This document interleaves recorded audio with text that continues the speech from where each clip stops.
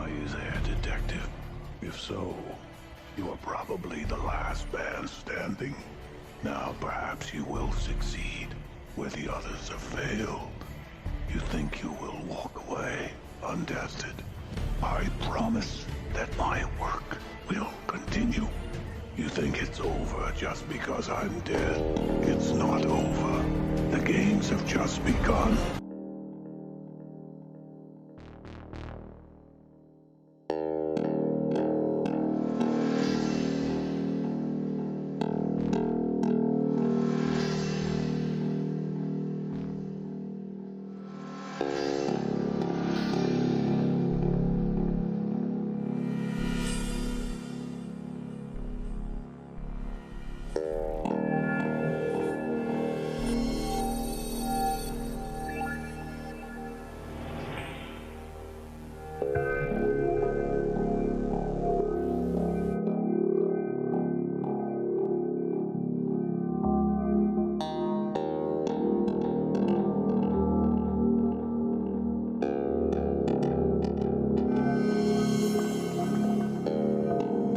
Welcome back to the Haddonfield Horrors podcast, where we review horror movies and horror franchises. I'm Mark, I'm Tawan. I'm Maria.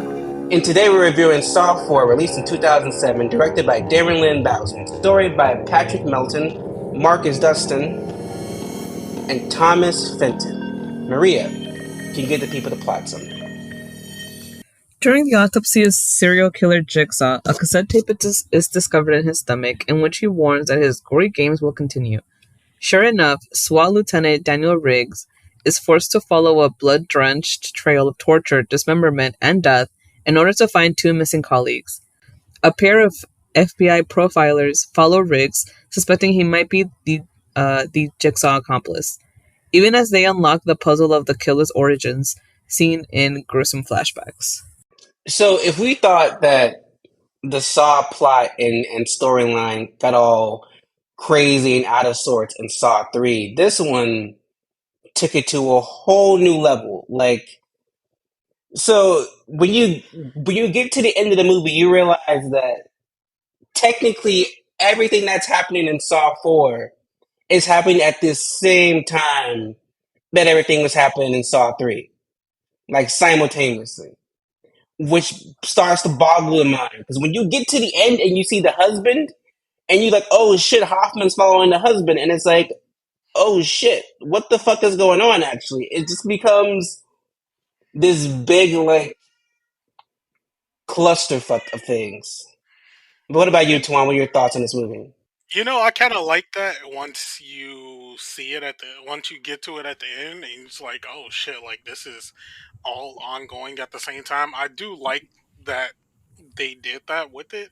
Like that was like they didn't really have to do that, but just the fact that all this was ongoing at the same time, just basically showing like two different timelines of the same thing happening.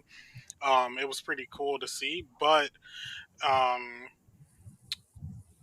I think this movie annoyed me a bit with the game itself. Just like Saw 3, well, I didn't like the game. It's the main game in Saw 3 with Jeff for different reasons that I didn't like this one. I thought Rig in this one was a good, like, I guess, lead for the game.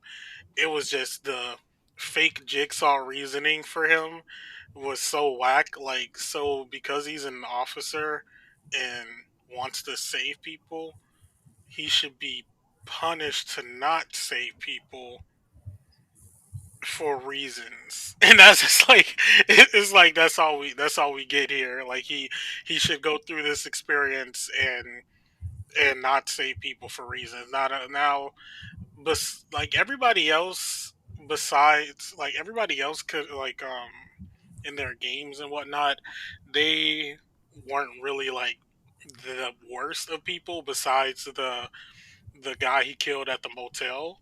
Well, he didn't kill the guy who was in the trap at the motel. Like he was like a literal rapist, if I recall. But besides that, nobody else really deserved much of anything that they got in here. Like the first lady, she was just a prostitute. Like okay, so she deserves to get her fucking head scalped for that. It's just those same going back to like reasonings of why Jigsaw did X, Y, and Z, which he's flawed anyway, so you never get like a true answer. And even now that we have Hoffman into the mix as our new apprentice, and him basically being the one pushing his game forward, it kind of makes a little bit more sense because we already know Amanda was crazy, but Hoffman's even crazier than the both of them. I mean, I agree with both of you. I did like the premise of the movie. I liked how you saw like two different things going on, and then at the end, um, you know, you just realize it's not really what you think it is, and I already kind of had an idea. Well, I mean, the first time I watched the movie, I was already kind of suspecting Hoffman because he was saying all these things about be grateful, and it's like that's something Jigsaw would say, you know. Um, but I did I felt like this movie is was definitely more about like the plot, I guess, compared to like the last movies where they were focusing a lot on like the games and how they were like killing people. I feel like here it was I guess a little bit more tame. It wasn't as bloody, to be honest. And I agree with what Tuan said. It was kind of um like yeah, the whole reasoning for Riggs was a little like bit of a letdown. It was like, oh okay, well, I mean, I guess he saw potential in Riggs. Um, but yeah, it was just kind of like, well, stop rushing into things and just wait. You have to be patient. And it's like, I'm pretty sure there are people out there doing awful. I don't know. I mean, what do I know? I guess I'm not Jigsaw, but I feel like the games here just didn't really live up to the last movies. Um, I mean, it was okay. It wasn't. It's definitely not one of the best movies, though. I mean, I do like that you get more of a background for John, and I like that you um get more insight on what happened behind the scenes of like the last movies, and I like how you get another apprentice who's a cop. Like that's interesting. um but I mean, overall the movie was just kind of okay. Yeah, you said something that it's like my main beef with this movie is that those first two, especially that second one, was so character driven and so game driven. But this one was so plot heavy. Where the rest of the movies are gonna kind of be um, from now out. Like, I would say, yeah, I would say this one and now on because I was gonna put three in there, but we had a little bit of it in three, but it was more so about like Jeff's game and then also Jigsaw, Amanda, and then Jeff's wife whole thing going on in Saw 3. But yeah, I would say in Saw 4 going out, like they definitely get into more of that like background story of like the cops and stuff like that and how that all plays into the game. So we're basically always having that like dual story of the actual game that's happening and then everything else like outside of it from this movie onward, which it's the Saw thing. Like I feel like once you've just watched all these movies, you just come to kind of accept that from it. And I don't really mind it with these movies because it's like kind of like a special kind of thing, I guess, in a sense, to like these movies with how the way the story and stuff plays out. But in this one, it did kind of have its low points, and we really don't get much from Rig. Like we just get that he was an officer who was in the background of a lot of scenes in the third and second one. He had a relationship with Carrie, not like that, but like like a good like working relationship with her, and also Eric Matthews. But besides that, he didn't get much like development from his own story. Just that he was always wanting to save people and was rushing in to like do that. But besides that, he didn't there wasn't much else to add to his story outside of the interactions that he had with the people who were in the traps and such that he was supposed to not save them from. We didn't do this for the last three movies, and I think we're going to do this going forward. But let's talk about the game, like the game itself.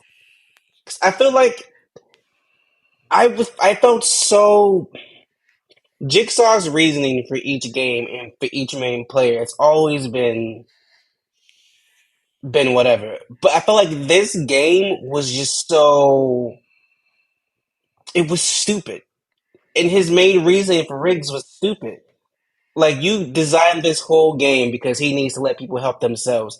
He's a fucking cop. Their whole purpose is to help people, is to jump in and help people, to to to to observe the situation and try to help the best you can. You set up this game directly to go against the instincts of his main occupation. And you know what? I feel like compared to the other games, this one was a lot more elaborate, you know? Like he Yeah, had him going to different buildings, he had him setting up games, he had him like there was like multiple, I mean, not multiple people, but like you know like the last Like, couple he why the knew. black man test got to be so goddamn intricate? But like the reasoning was so stupid too. It's like so you did all of this. You gave this man three different people. So, oh, I mean, I guess compared to like the other guy. Well, no, like even like the guy in the last movie, the husband, his game was also elaborate. But the whole reason he like also tested him was about oh man, I forgot. But it it was I basically feel like fitness for his son. yeah, but it's like the poor man was grieving. Like these reasons are so stupid, but the games are so elaborate. I feel like for example, Eric Matthews, that man was like a twisted cop, like a corrupted cop, like he was for real not doing not so great things, and all he got was, well, wait for your son. You know what I mean? And it's like it was such a weird. I mean, I understand that. I mean, I guess like as the movies go on, the writers And then not even creative. with that, to put Eric through all of that fucking drama and torture in that second movie, just to keep torturing him for two more movies afterwards. Like, come on now. Like, why was Eric still a part of the game? Why was he hovered over the fucking icicle? Oh, that's true. Like, the whole motivation for this game and the reason we have that the main game player just didn't. It felt off, and you can tell that there's a different writer behind the script. It didn't connect. Those first three movies, the games were crazy and wild, but like they gave you some reason for you to want to be emotionally invested. Like the first movie, you're just confused. You don't know what's going on. You're there with the characters. That second movie, you're like, oh shit, that man's son is around everyone he's put in prison, and that one dude in that fucking room is crazy as shit. And then the second one is like, okay, they lost the fucking kid. They're emotional. And with this one, it's just like, did Riggs have a savior complex, or was he just being a cop? Yeah, which you couldn't even like. I feel like you could kind of tell with the way that he was like. It didn't feel like he had like a complex either. It just it seemed like he was actually one of those people who got into being got into his job because of what he actually wanted to do, which was help people, and now we're using that against people.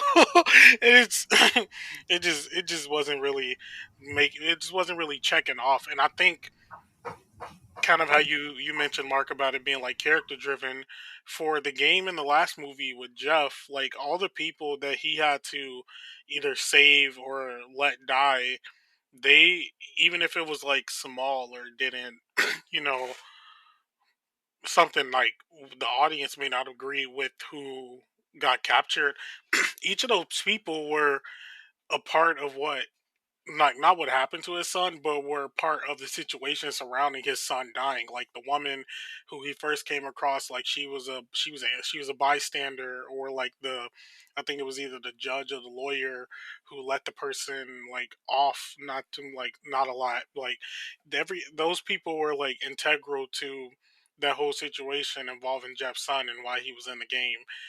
But with Rig, it was like a bunch of randoms who had like random random interaction with like cops or some sort of like criminal or in that kind of sense. And is like that's the only connection. It's just because Rig was a cop himself, and that's about it. But there wasn't really like that. It wasn't really like that deep on his own feelings like it was with Jeff's character, with everybody being involved in the passing of his son for his game. And my main beef with this movie is that it takes us to the next part of the Saw series that I didn't quite understand as to why it became like I get it, they're trying to track down get Jigsaw's accomplices, apprentices, but it became so focused on law enforcement with this movie and beyond. And I'm just like, yeah, you had the cop there in the first one, but he wasn't the main thing. The two people in the game were. Yeah, you had. Shut up! What is wrong with you? Get off my computer! Move! Stop acting crazy. Oh, give me a second. She needs attention. And yeah, you had Detective Matthews in that second one, but it wasn't all about him. He wasn't in the traps. He wasn't doing all that. He was just reacting to what was happening. But I feel like with this movie, it's all about the cops. It's like, why am I watching this gory version of SVU? Like, what the fuck is this? Since we talked about them here and there, let's talk about the traps and the kills. Which trap and which kills, if any, stood out for you, Maria? Mm,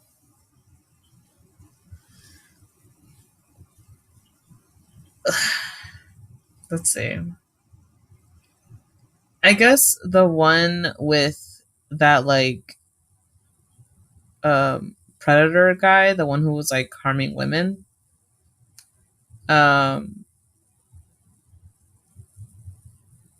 because I feel like out of all the people here, he was the not the only one, but like the main one that really like deserved it. I guess. I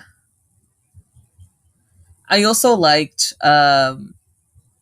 the trap with like the wife and her husband, and how she did not give it a second thought. Like she is, she like instantly started pulling out the So arrows. true. Like, she had her game face on. She was like, "I'm not fucking dying. You're fucking dying." Um, I thought that was pretty cool. Good for her. Um, I honestly didn't really like Riggs trap. Like, I mean, I feel like the first time he did, like, I mean, not like the whole thing, but like the ending where they were like, if you would have just waited 90 minutes. Like, okay, nowhere did you say that I had to wait. Like, they never told him. Okay, they did tell him to be patient once, but overall, they were like, you have to let them save themselves. But like when he came in through the door, that like activated Eric's trap, and then he died. But I was like, what if he just wanted to walk in and look? Like, how is he supposed to know not to go in through the door? You know what I mean? Like, Yeah. I feel like those instructions were very much not clear. I would have just walked in and been like, "Hi, like, is this where everybody's at? Like, am I at the right place? You know what I mean?" Like, I would have walked in just.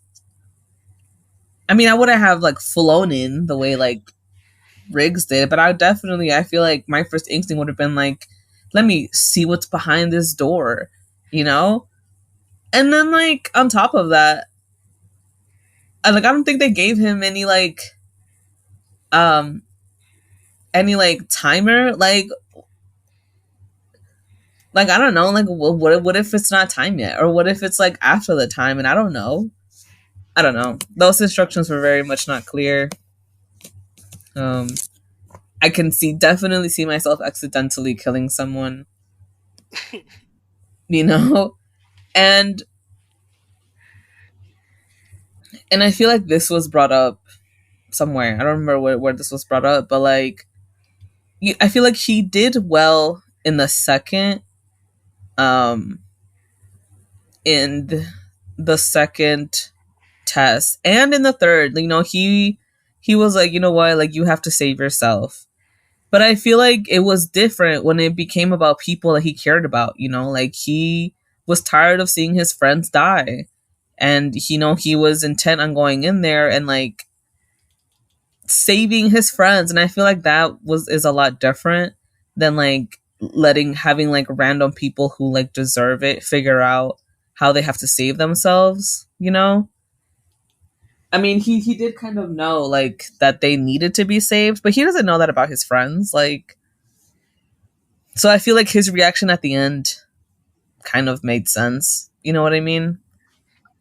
Um, Yep. but yeah, that's basically it. What about you, Tuan?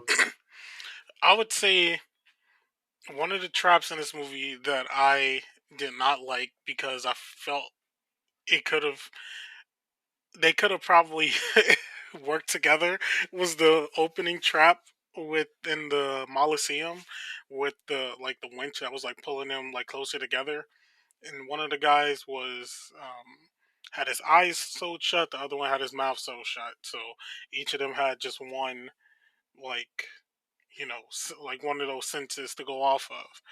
Now, what kind of blew me about this trap whenever I watch it back is at the end where after the guy Art he kills the other guy who had his eyes sewn shut. He forces his mouth open from the stitches, and now that could have just been like the adrenaline after him killing someone. But if he could have did that easily, I'm like, why didn't you just do that in the first place to like shout out to this man? You know what? You're right. I totally forgot about that. And on top of that, he had a weapon that he could have used to Yeah. cut the strings. And I feel like that pissed me off because he literally opened his mouth. Like, it would be different if like at the end of that, like after he killed him, he like cut his mouth open with like one of those knives or weapons or something. But no, he literally like forced his mouth open. So he had enough like power to do that before he killed the guy. He could have probably did that. Um, he could have probably did that. Before that actually got to that point. But either way, that guy seemed like he maybe would have been hostile either way. I mean, which anybody would be. You can't see anything if you just had your vision like one day and then the next day you don't, and now you're in like a predicament. I'm sure you're not gonna be like the most understanding of a situation like that. So understandable, but I just felt like it could have been handled differently. Besides that, the only other trap in this movie that has always like stood out to me, and the reason like it's like the one trap that I remember this movie for, is the one with the girl when she's like basically getting her fucking head scalped. That is so wild to me. Like every time I see that and the sound effects on it, the actual way they made it look, like that shit looked so fucking painful, which I'm sure it would be getting fucking scalped, but it was just crazy like watching that happen. And then afterwards when she tries to fucking when she tries to attack Rig, and he literally pushes her into a mirror and holds her scalp to pull in the rest of her fucking head off. Like that was crazy. Well, let's talk about the characters. Let's talk about Agent Perez. Tuan, what are your thoughts on Agent Perez? Eh, I would say maybe not have much to say about Perez in this one. She was only there for a little bit with Strom and such, but um, the scene, where she goes up close to that Jigsaw like doll.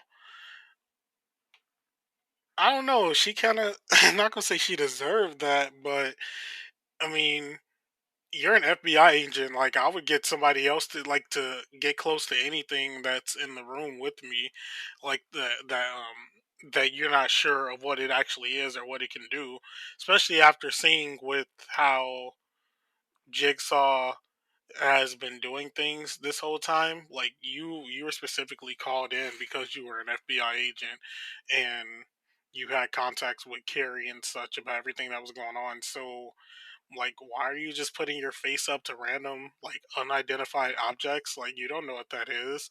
And look, now it like blasted off and fucking um put shards of of the doll like on your face. So that was just a dumb decision, in my opinion. I feel like as that kind of like officer of the law, in a sense, you would have a little more like thought process besides trying, like, when trying to do something. But Perez wasn't like a bad character. She wasn't in it as much in this one. She was kind of just there to give little side comments to certain things that were going on. But we get a little bit more of her later on. And she's one of those examples of why, like, the plot and the story for the entire franchise is so intricate because they will literally introduce a character in one movie that has minimum part and then expand just so much in the next movie and then have a bunch of flashbacks to flesh them out more. So yeah, but Maria, what are your thoughts on the returning and the ill-fated Eric Matthews? Um, how do I say this? So, like when you like for you're first introduced to him and they like tell him what the game is and stuff, and then he like automatically tries to kill himself. I feel like same. Like, he's so tired. Like, I feel him. He's so tired of those damn games. Like, he's probably like, fuck this. Um, I don't know, but that scene just it didn't it did that scene was just so unexpected, I guess. Like, obviously he hasn't learned his lesson. He just wants to get the hell out of there one way or another. But um I don't know, like I don't know what Jigsaw's beef was with him, I guess. Like, maybe it was the whole corrupt cop thing. But like, yeah, they literally put him through like a couple different games just for his life to be like um to be in like someone else's hands. And then the way they killed him, I was like, oh my god, like Jesus. And did Eric know Hoffman? I'm starting to feel like all the cops kind of knew each other in a certain way, even if it was like in passing or by reputation. I'm starting to get that vibe. I don't know about you guys. I mean, yeah, but it's also like they never really, well, not like right now, right? But they didn't really have any like scenes together. But I mean, honestly, at the end, I just felt bad for him because he was just like, like, I'm done with these games. Obviously, you can see that they've held him for like a really long time, and he's just like so done, which I get. That's understandable. Um, I mean,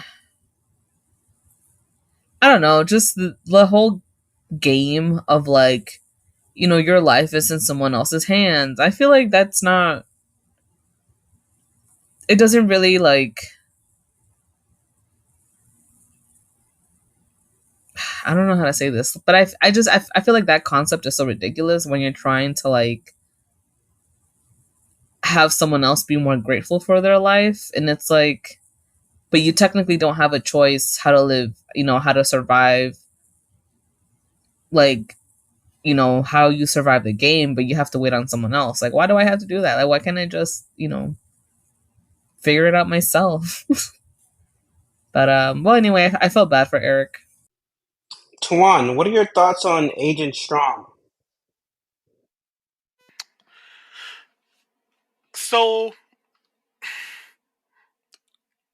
Strom's character starts to get kind of annoying to me. Like, I feel like they very early on in this one try to plant those seeds that it's gonna kind of be like him and Hoffman kind of going at it, but I don't know. It's something about Strom's character that kind of irks me. Like, I feel like,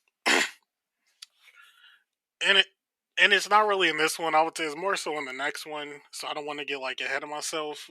But once we see a little bit more of his character, I feel like he should have been in this game instead of like Rig because of the way that his demeanor is with everything. And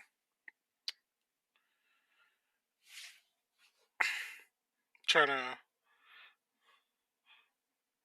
remember something here. 1 second. No, it wasn't in this one. I had to check because I forgot if it was in this one or the next one when Strom was in a trap himself. So I had to, I had to just double check that. But yeah, overall, I would say like Strom didn't have much going on in this one. Kind of like Mark mentioned earlier, it's another one of those cases of a character where we're getting them now, but they're going to be a little bit more pivotal as the story goes on a bit.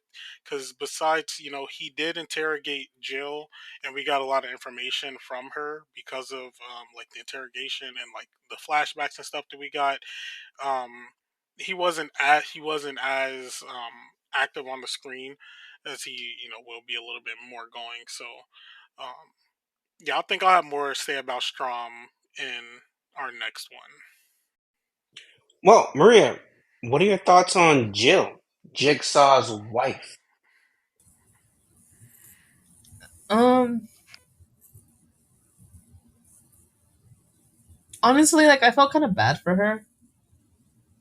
You know, I feel like, because through her, you kind of find out, like, why Jigsaw started everything, and it's because of, like, what happened to her and, like, her and their child, when they lost him.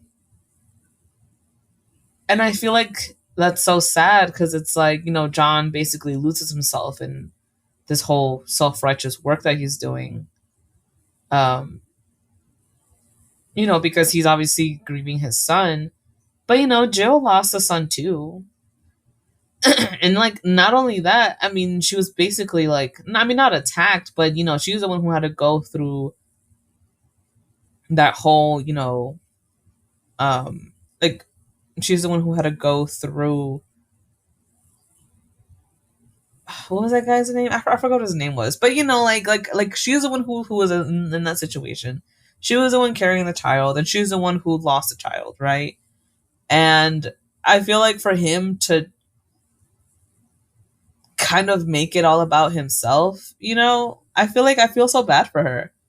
Like, because on top of that, she got, you know, like this kind of basically happened because of some guy that she was trying to help, like she was trying to do good through her clinic and just for like these things to happen to her. I feel like I don't know, I felt bad.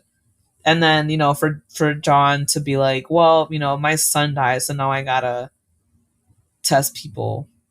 Um, it's like, and then on top of that, she has to deal with the aftermath of him, killing all these people. And Yeah, like she literally went through one of the most painful, traumatic experiences a woman can go through, and he just put her through more trauma.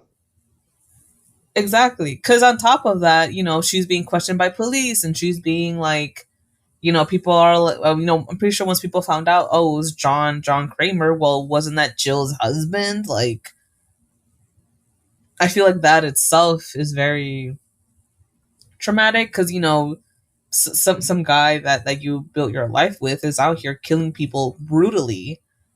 Um, and it's just like I don't know. I felt bad for her. It's not like she meant for any of this to happen, even though he kept. I mean, I don't know if it was him or if it was Hoffman, but they kept dragging her back into the games. Um, so yeah, I felt bad for Joe. Tuan, what are your thoughts on Detective Rig? Rig, in my opinion, was a fairly boring protagonist or someone that we're supposed to be rooting for. Now, he wasn't like a bad character, like he didn't do anything bad, but I just wasn't invested in his game, really. Because I was already not invested because I thought that the reasoning was kind of like mid anyway. Like the reasoning behind why he was there in the first place, it was like kind of eh. And then pair that with his character as well. Like, he was just, oh, I gotta save them. And it's like, okay, that's cool.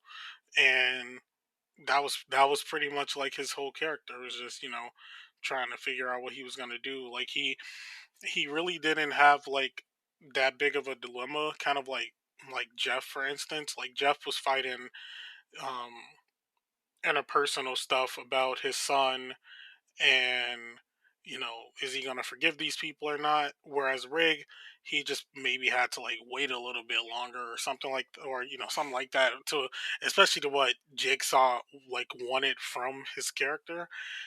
But the way he was portrayed, he didn't really give us anything else to root for other than for him to just beat the game because he was in the game to put in that he was put in by Jigsaw. But he himself wasn't really given much to do outside of not maybe saving someone. So I just felt like it could have been a little bit more with him done, or the seeds could have been planted a little bit earlier on. Um, Seeds could have been planted a little bit earlier on with him in like the past two movies as well, kind of like how we're getting little seeds planted of characters now. But yeah, I would say he didn't really give enough for me to kind of care as much. So when he eventually did die at the end, um, I was like, okay, like it didn't really have like any effect, which kind of sucks for a character that we spent a good amount of the movie with. Maria, what about you? What are your thoughts on? I kind of feel like his game wasn't fair. I mean, I do see why Jigsaw was trying to recruit him. Oh, really? I'm assuming that's probably Hoffman trying to recruit him. But he just because I feel like the ending was just so like bad. Like he was learning his lesson. He was learning that he just has to let people save themselves. But at the end, he just wanted to save his friends. He didn't want what happened to Carrie to happen to these people. He just and I feel like that's very valid. Like you just want to save the people around you, and I feel like even Jigsaw, if his wife was in a game for some reason, I feel like he would have definitely broken the rules for her. Um, with Amanda. I mean, with Amanda, he warned her multiple times. So I mean, well, that was another stupid thing that we had talked about. But like, I just feel like his reaction was just it was valid. Like you know, he just wanted to save people, and I think that um I feel like most people's I feel like out of all the people that were in the games, like in these traps, I feel like he's one of like the good ones. He was genuinely a good guy. Like he became obsessed with, you know, saving people. But I feel like where did that obsession come from? From Jigsaw. Like obviously when there's a serial killer on the loose and they're killing people near you, I mean, I feel like it's kind of like a common reaction to be like, well, I really gotta catch this guy. Like people are dying brutally, um, so obviously you're gonna want to catch them. So I feel like it just like the whole reasoning of why he was in the games was just not fair, and it was just kind of stupid. Compared to like the other people that were in the games, and with also like I think Jeff, his name was in the last movie, his reasoning was stupid too. Like he was just a grieving father. You know, his son died. He has his daughter. His wife was having an affair. Like, you know, he was just trying to keep things together. And I feel like it's kind of the same thing with Riggs. He was just kind of trying to keep it together in order to, you know, to catch the serial killer. So I felt bad for him, I guess. And I feel like he would have won if it wasn't for like, you know, people in that room being so close to him. I feel like he wouldn't have barged in like that. Well, Maria, what are your thoughts on Detective Hoffman? Like I know this was technically like his game, but I feel like I didn't really get much from him. You know, I feel like I mean it was interesting to you know to see that he was behind the kidnappings and he was you know basically the one who set the game up for Amanda in the last movie, and and I kind of feel like even then, I mean, you do see him like as a detective, and to be honest, like he was kind of talking very like John towards like throughout the movie, where he was like, you know, you need to calm down, you need to like, um, oh, fuck, what did he say? I said it earlier, or he, you know, trying to tell, um, you know, just trying to kind of tell Riggs that he needs to be patient and that he needs to be grateful and value life, and it's like people are dying, bro, like. Like one of your officers just died brutally, actually. You know, and He was but already plotting as soon as he saw Rig in that moment. He was already plotting. he really was, which I think is kind of crazy. It's like I just feel like that's such. I feel like it's a very human reaction. I mean, yeah, Riggs definitely needed, you know, as a cop, or detective or whatever he was. I feel like he definitely needed to like be a little bit more level headed. But I also feel like if my friend was in the other room and you know it hasn't been confirmed that she's dead yet, I feel like I would have rushed in. I would have tried to save her, and and that's what he said. He was like, you know, he was like, I thought she was alive, and I wanted to help her. And I feel like that's a very like human reaction, you know. Yeah. Um, but well, anyway, but like I feel like I just feel like you don't really get much of Hoffman. I mean, he was like a part of the game, but even then, he was literally just kind of sitting there. Um, I I do see that that Riggs's game was very elaborate, and I don't know if that's like because of Hoffman, because I feel like that makes him like kind of on par with John. You know what I mean? If not, maybe a little bit more. Um, because I feel like that was super smart, you know, and the games were fair, I guess. And I feel like he definitely, you know, John definitely picked a good apprentice with Hoffman, and you know, we'll see where that goes. Tawana, what are your thoughts on Hoffman? Hmm. So, trying to gather up my little thoughts on him.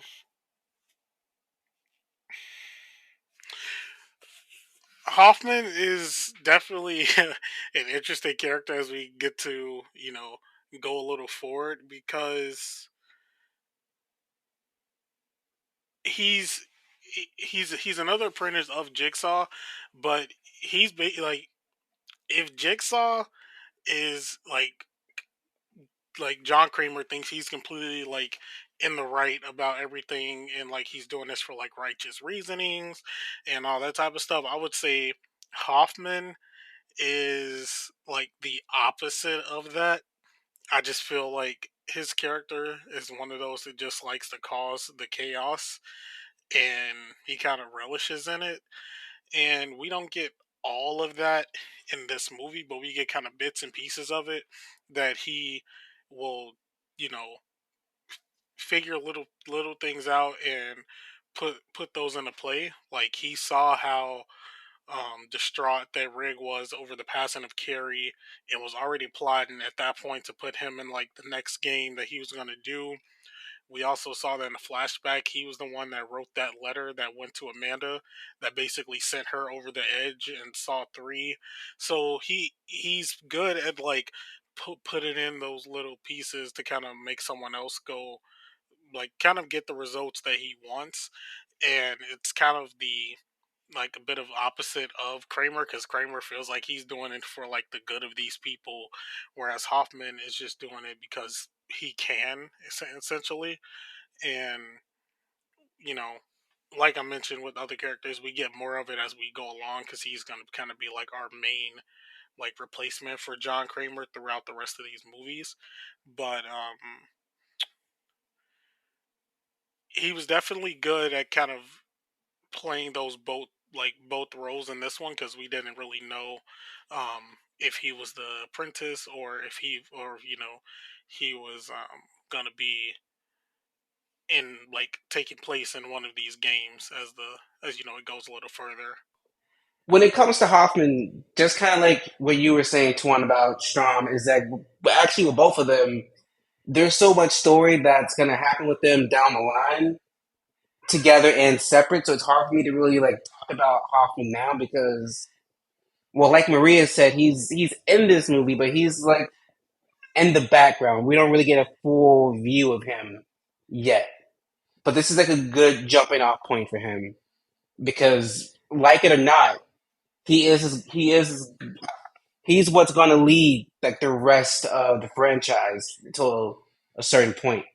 Yeah, So this is a good start for this character and for the story that's gonna take us to the next chapters of Saw. But Maria, what are your thoughts on John Kramer, Jigsaw?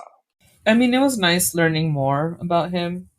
It was nice um, getting more background about why he does this and what caused him, to start the games. And I mean, it honestly it just kind of made me feel bad for his wife because she was just kind of left with herself, basically. And he just didn't really see anything wrong with that. Um, but I mean, the man's smart, I feel like it's so, I can't believe he swallowed that whole cassette, you know? Like, I'm sorry, but that was like what got me. I was like, no way. no water either. Like that's crazy. No, he just put it in his mouth, and I was like, oh, okay, like all right, he's it definitely takes a dedication that I don't have. Um, I guess to finish the games or finish his game. Um, so props to John for that because I would never. I mean, I guess it is. I feel like this movie just made John seem a lot more like human. I guess you get to see a lot more of the side of him, before the games and then and after the games too, and kind of how everything affected him. And I thought it was, very interesting to see. But I mean, other than that, I don't really have any like strong feelings towards John. I guess. Tuan, what are your thoughts on Jigsaw this movie? Yeah, everything I would say, like all my feelings about him still stay the same.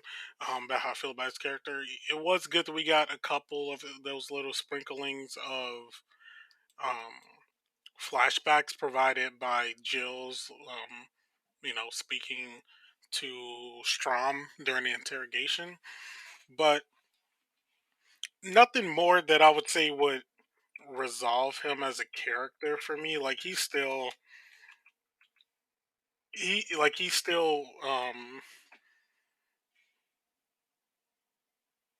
Now I want to say like not. It's not. I'm not looking for the word worthy. Like he's still not like salvageable. I would say as like a person, which I mean, it's not like they're trying to do that. It's not trying to like spin John Kramer in a different way. Like he was dealt a bad hand, so was his wife, which both understandable. But instead of putting it in a different kind of way that he could, you know, make a positive out of it, he's like, oh, I'm gonna capture people and put them in these games so that they can feel how I was feeling. Like that doesn't even make sense. Like I don't go to therapy, bro. Like I understand it's 2000, it's 2005 or something, but like they have things for this that you can do, and you have like you have cancer, you have a tumor, your wife just lost a baby, but you're putting all of your time and effort into trying to make other people feel bad. Like that's not helping anybody. Like he took the whole men don't cry, toxic masculinity thing to a whole nother level. Like, and like after I watched the movie, I watched the video on this, and it's just like this is the fourth movie, and we get his fourth like origin story. It's like, okay, is it the cancer misdiagnosis? Is it because your doctor was heartless, or is it because your wife died? Your wife lost the baby because someone she tried to help like hurt her. Like, what is your actual reasoning for starting all this? Like, do you have 13 fucking reasons why? Like, come on, give me something. Give me something already. And like, the more they try to give, like, the more they flesh out his backstory, the more it's like, I don't have any sympathy for you. If this was Jill, I would be there right there with her. But I have no sympathy for him. It makes me hate him more because while your wife is going through this traumatic, emotional, and physical loss, you're over here building fucking traps, and then you're dying. From his wife's perspective, she lost their baby, and now her husband's dying. So she's gonna lose her husband when she already lost the one last part of him she would have had. And what does he do? Go off and kill people. Ain't that fucked up? Like, I, I have all the sympathy, and like, in my eyes, no matter what Jill does from here on out, she's justified. She's emotionally fucked up. Jigsaw, John Kramer, fuck him forever. I hope he's buried in hell. But go on. Can you give the people the behind the scene info and facts, sir? The Hollywood Reporter said the famously inventive torture sequences here have seemed depleted of imagination, but added that it hasn't yet jumped the shark like such predecessors as the Nightmare on Elm Street and Friday the 13th movies eventually did. Forget about them. Maria, Tuan, do we cash or pass? Saw 4. Maria? Um, I'm going to cash because I honestly just the movie wasn't as bad. It was definitely toned down compared to the other movies, but I really liked the whole. I like that there was like a twist after a twist, and then at the end you realize that the game was like at the same time as the other games, and you're just like, what? But I mean, the traps were toned down. I feel like it wasn't as gory, though. I should have said this in the beginning when we were talking about like scenes and stuff. But I really liked the first scene. I liked how it was like monochromatic in the background. Like the colors were really doled out. But like you see John's blood is just like stands out. That was super cool, and I feel like this movie just brought a lot more like aesthetic than it did torture and blood and stuff like that. Um, so yeah, I cashed the movie. Tuan, do you cash or pass? Saw 4. I think for me, I would probably pass on Saw 4. I felt like I remember liking this movie more than I did before we went into it with this, but after rewatching it and such, I didn't really care for it as much now. There were like some moments and stuff um, that I remember, liking like some of the traps and things like that. But as far as the actual story with this one, I didn't really care much for it. And if I was to like, rewatch these movies again outside of the context of this show, I don't think I would like having to rewatch Saw 4. I think it was fairly boring. Rig was not an engaging like person for us to follow along with the games, nor like his character in general. And even the like B plot with the cops and stuff, though that wasn't even as enjoyable or anything either. So yeah, I think I would pass on Saw 4. I think I would also pass on Saw 4. It was just they were trying to be too intricate, and it's like they rushed to close out everything from those first three movies. What is wrong with you? It's like they rushed to close out everything for those first three movies and introduced so much. Like, this is like a kicking off point. Like, it's so obviously a new start for the rest of the franchise. And it's kind of distracting, and it's kind of annoying. And there's like so much happening. It's like, we got to wrap this up. We're just going to throw Eric in there so we can wrap that up. We're going to flash back to this to wrap that up, and then explain this away, but also introduce all of this. And it just felt like it was so much going on, and it's so plot heavy that it kind of you don't connect to any of the new characters that they want you to follow for the rest or like for the foreseeable future. So for me, it's also going to be a pass. So I think this is the first time we haven't got a straight cash. So I'm excited for Saw 5 because I have never seen Saw 5. So I'm kind of excited, kind of nervous. What do you guys think? Is it a am I going to like it? Am I I going to hate remember it? liking the game of Saw 5. That's the one that has Megan Good in it, and I did like the game for that one. And I think the B plot with the cops wasn't bad either in that one, especially yes, the ending to Saw 5 was pretty good.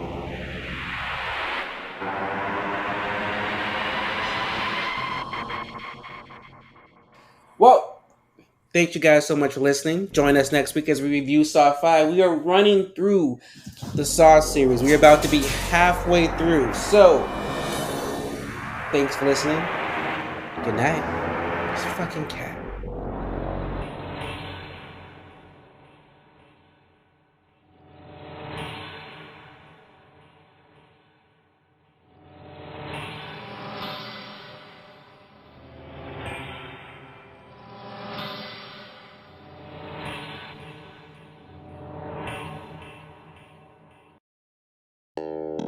If you like this episode, please be sure to check out Hide and Fear Horror's past reviews from big franchises like Halloween, Friday the 13th, and the Chucky franchise, or one-off reviews like Us and Midsommar. You can follow Hide and Fear Horrors on Instagram and TikTok, where the host posts updates and mini reviews. Full episodes are available on several podcasting platforms. If you're listening to us on YouTube, don't forget to please like and subscribe. Hide and Fear Horror is produced by Mark Smart, Maria Perez, and Tuan Griffin. Edited by Mark Smart. Theme by Lethal Injections. The Hide and Fear Horrors podcast is a Letters to Media production. Should we do an intro?